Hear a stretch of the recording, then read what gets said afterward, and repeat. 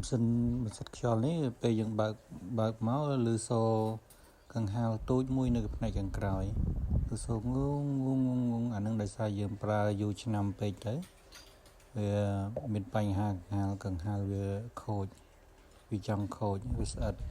អញ្ចឹងវាលឺសលេងសំឡេងវាចេញមកវានេះកង្ហាលនៅក្នុងនេះមានកង្ហាលតូចមួយ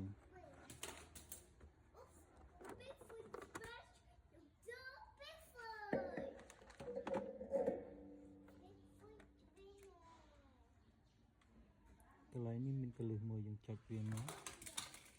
កបានដោះនឹងចេញ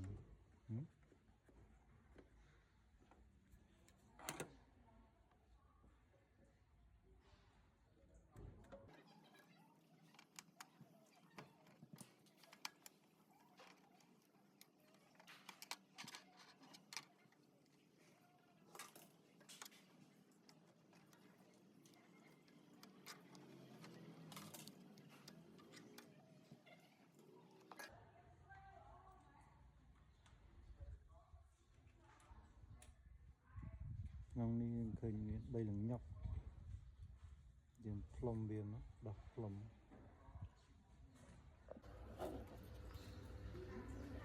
អានេះបើយើង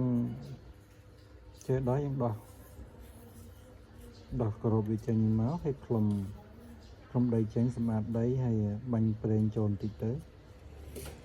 បើសិនជាយើងចូលទៅវាលែងលឺសូរអានឹងមិនអីទេបើលែងទៅលឺសូរយើងតដូរមកដុំនេះមកយើងកំងអានេះកំងពីក្រៅប្រទេសមកពីចិនមកដោះមកដុំនេះកំងដូរយកទាំងអស់បណ្ដោយឬមួយទៀតយើងកោះវាមកយើងកោះវាហើយយើងដូរកង្ហាលទូចនឹងចេញនឹងធូរថ្លៃជាងយើងប្រើកាំបិតឡាមកោះវាមកវាមានកលឹះវាចប់អញ្ចឹងយើងកោះប្រហើបវាតិចទាំង4ខាងនឹងមកបានកោះវាចេញហើយក្នុងហ្នឹងវាមានរសើរ3យើងកោះពេលយើងកោះបើកមកយើងបើកតិចប្រយ័ត្នបាត់រសើរហ្នឹងការពារសម្រាប់កុំឲ្យបតកដាលហ្នឹងវាប៉ះជាមួយដែកតំណប់វាហ្នឹងដុំនេះគឺដុំ sensor ធូលីណាវាបឺតខ្យល់ពីក្រៅមកចូលទៅក្នុង sensor ហ្នឹងដើម្បីបញ្ជាក់ប្រាប់ថាក្នុងបន្ទប់យើងមានធូលីល្អិតហ្នឹងប្រមាណភាគរយអញ្ចឹងណាយកតាមសិនទៅអត់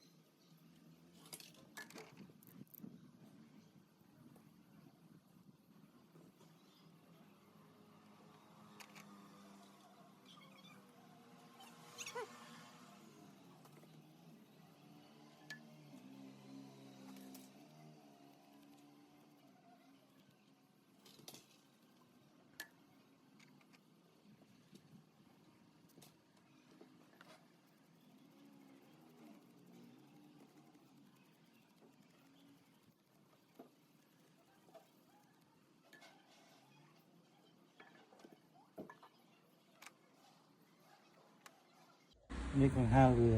យើងទិញវាមកដូរមក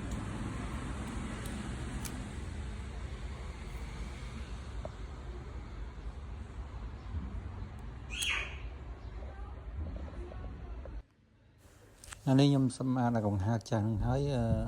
វានៅលឺសូដដែលអញ្ចឹងខ្ញុំសម្រេចថាដូរកង្ហារថ្មីយកមកដូរវាហើយយើងដូរហើយយើងស្ដាប់សលេងទៅឃើញថាវាស្ងាត់ដែរអញ្ចឹងបានន័យថាយើងដូរបានសម្រេចហើយសូមអរគុណសូមជម្រាបលា